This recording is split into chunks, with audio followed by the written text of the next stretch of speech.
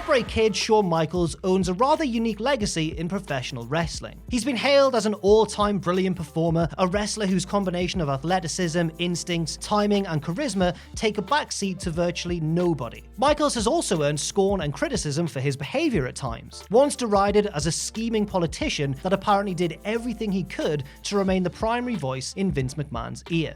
Michaels' greatness as a wrestler netted him championship glories on 14 occasions in WWE, 10 of which occurred before his initial retirement in 1998. And of those 10, you may be surprised just how few of those reigns actually ended in between the ropes. This is what we mean by a rather unique legacy. I'm Jack from Cultaholic.com, and this is the story of Shawn Michaels' strange title history.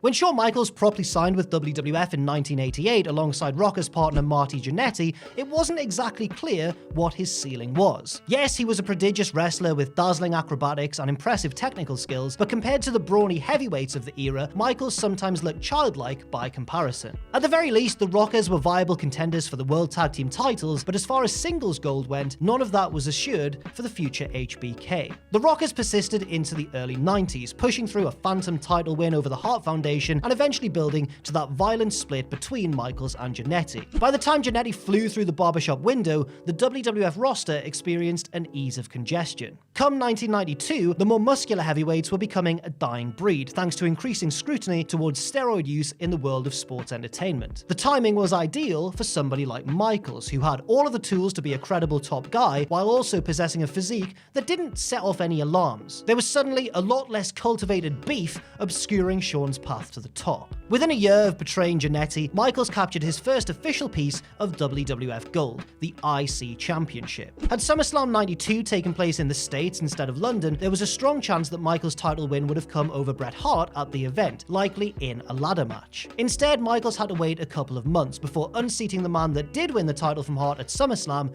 Davey Boy Smith. With Bret now ascended to the WWF title, it made sense to contrast a babyface world champion with a golden heel one notch below. At a Saturday night main event taping in late October, Michaels took advantage of the British Bulldog's injured back, reversing a superplex into a pinning predicament to win the IC strap. In the months ahead, Michaels managed to hold on to the title against the likes of Marty Jannetty and Tatanka, portraying your quintessential heel champion that takes a heavy beating but somehow always escapes with the gold. 6.5 months into the reign, Michaels ran out of escapes, however, and was stopped cold by Jannetty on an episode of Raw, actually making it the first title change in Raw history. With an assist from Mr. Perfect, Marty cradled Shawn to gain a measure of revenge on his old Rockers partner, taking his belt in the process. Though it took a bit of outside interference, it was a clean enough job for Michaels, or at least by the standards we'd come to know of Shawn Michaels, because in this instance, he took the pin 1-2-3 in the middle of the ring. And what a rare sight that would become. Michaels wasn't without the IC title long, regaining it from Jannetty at a house show in Albany, New York, thanks to help from his debuting bodyguard, Diesel. He later survived an IC title defense against Mr. Perfect at the 93 SummerSlam, and it looked for all the world like Michaels could be due for a long-term reign. That is when real life intervened. In late September, Michaels was informed that he'd been suspended from WWF after testing positive for steroids. However, we should mention that to this day, Michaels vehemently denies that he took anything illegal, and maybe he's got a point. He still swears innocence on the matter regardless. However, the apparent positive test was enough to strip Michaels of the IC title, which was explained on TV as Michaels failing to meet his contractual obligations. And for a time, an irate Michaels quit the WWF but was coaxed back in time for Survivor Series. So for those keeping score so far, that's 1 championship lost in the ring and 1 lost outside of it. But despite all the negative of that scenario, we got a definite positive out of it.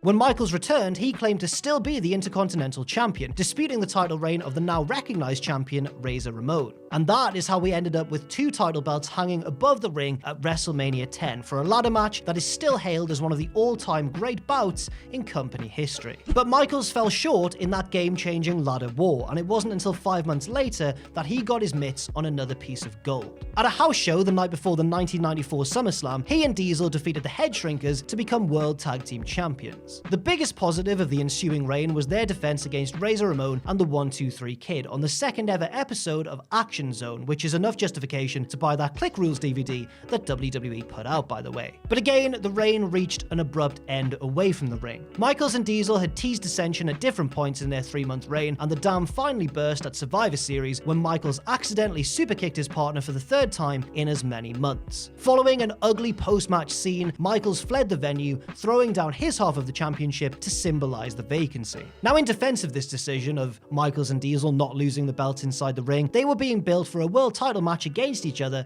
at WrestleMania 11. So you probably wouldn't want to have either one of them getting pinned in a tag team match en route, especially given how weak the tag division had become in 1994. But to counter that, maybe the WWF shouldn't have painted themselves into a corner by putting the belts on them in the first place. So that's 1 title loss via pinfall and 2 via vacancy. Now, come 1995, the Clique seemed to have an even tighter grip on Vince McMahon and company designs than ever before, though the extent to which that's true depends on who's telling the story that day. But what is a fact is that 4 of the 5 Clique members ended up with a title belt at some point in 1995, and a couple of them reigned with 2 different pieces of gold. Michael's golden run of 95 began when he defeated Jeff Jarrett at the second In Your House to win his 3rd IC title. No doubt by this time, Michaels was the company's most popular star. This was somewhat evident by the fact that the event took place in Nashville, Jarrett's hometown, but Michaels was much more wildly cheered than the Rhinestone homeboy. 2 months later, while still reigning with the title, Michaels teamed with world champion Diesel, they'd patch things up you see, to face tag team champions Owen Hart and Yokozuna at the 3rd In Your House. Now, everyone's title was on the line in this rather historic match, which all but promised a title switch. And there was a title switch. Michaels and Diesel won the tag titles for the 2nd time, but not without controversy. Davey Boy Smith filled in for an absent Owen who was late getting to the show following the birth of his daughter, and Owen ran in during the match's closing scene and was quickly pinned by Diesel, enabling him and Shawn to celebrate with all the gold. But the next day though, a kayfabe ruling was issued saying that because Owen was not the legal man in the match, the belts were being returned to him and Yokozuna, thus invalidating the entire main event. And by the way, no refunds, sorry about that.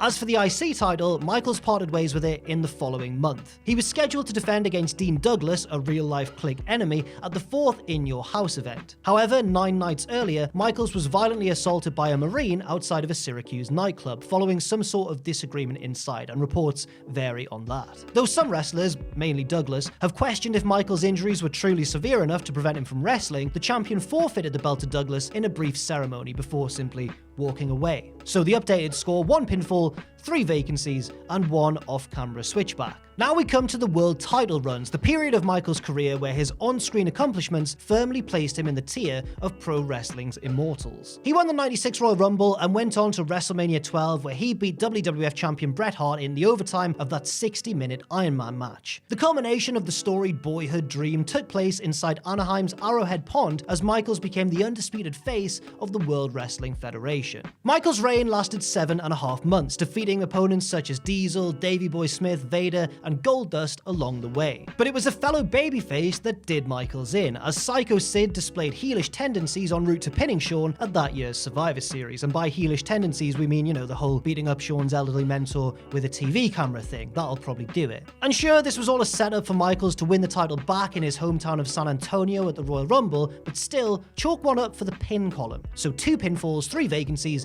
and a whoops, wrong guy, sorry sort of situation with Owen Hart. But now, back to the vacancies. So Shawn got the title back before a crowd of 60,000 at San Antonio's Alamo Dome, battling the flu as he made Sid pay for his misdeeds. A month later, the two were supposed to meet once more on a special Thursday night edition of Raw, where Shawn was supposed to drop the title back to Sid, but a funny thing happened on the way to Lowell, Massachusetts. Michaels, as it turns out, was diagnosed with an apparent career-ending injury out of nowhere. He vacated the title that night during what came to be known in wrestling parlance as the Lost Smile speech. Fans booed, chanting "We want Sid, we want Sid" during Michaels' melancholy and at times tearful speech. It was perhaps a little bit too telling that the first words out of Shawn's mouth were, "It seems like we've done this before." The moment though was historic for, if nothing else, Michaels becoming the first person in WWE history to vacate all 3 titles from the Triple Crown. He celebrated the occasion by making his entrance at the following month's WrestleMania 13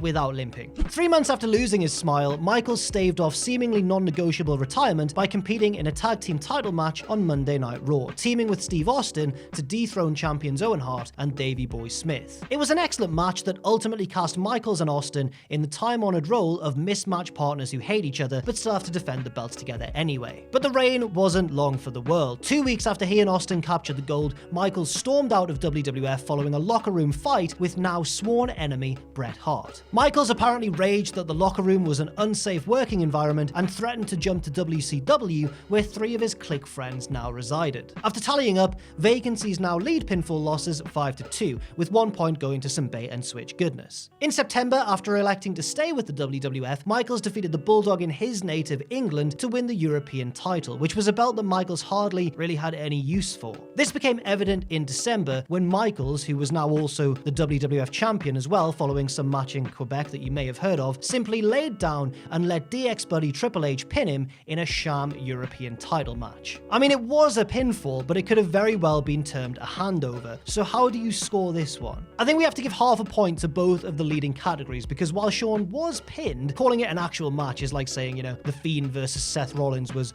rooted in logic. So let's say that's 5.5 points for vacancies, 2.5 points for pinfalls, and 1 for relax, you probably didn't buy the show anyway, the Owen Hart scenario. And yes, that world title reign did end via pinfall when Steve Austin stunned Michaels into what seemed to be permanent retirement at WrestleMania 14. Michaels was indeed ailing at this point from serious back injuries headed into the event, and he really did have to gut his way through the final stretch of the title bout. But hey, a pinfall's a pinfall, and Michaels did actually drop the belt properly this time. So the final score, vacancies 5.5, pinfalls 3.5, and a solid 1 for... Do you even remember that match? At the time Shawn Michaels went away following WrestleMania 14, 7 of his 10 reigns as some form of WWF title holder had ended through some form of placation or shenanigans. I mean, you could even call it 8 of 11 if you consider The Rocker's Phantom Tag title reign, which, you know, that one can't really be blamed on Shawn. Most of these weird vacancies or whatever went beyond creative, as WWE had to invent reasons to explain the vacancies instead of just arbitrarily vacating a title for creative reasons. It's a staggering amount of landmass moving for one wrestler, as talented as he may be. Try to imagine a wrestler having this exact championship record in the social media age. In the second act of Michaels' career from 2002 onwards, most of the attitude problems and other issues had long been flushed out. He was able to paint a more positive code onto his career, constantly reminding us all through his actions, not his words, why he's one of the all-time great in-ring performers. In that final 8-year run, Michaels picked up gold 4 more times, the World Heavyweight title in the first ever Elimination Chamber bout against Triple H and so on, a tag team title reign with rival John Cena, and the unified tag titles, which count as 2 separate reigns, I guess, with Triple H as the reformed D-Generation X. And though the eventual losses weren't all exactly via pinfall, they all at least took place inside the ring and not because of some shenanigans behind the curtain. Shawn Michaels' mixed and complex legacy in wrestling looks a little bit rosier today, thanks in large part to that amazing second run and the timeless and masterful performances he continued to deliver up until he hung up the boots again at age 44. But once in a while, that rockier period of HBK's career gets brought up again, and it's not hard to see why. His runs with WWF's belts frequently ended in controversy and headaches, and as such, they could never be completely muted by his in-ring brilliance.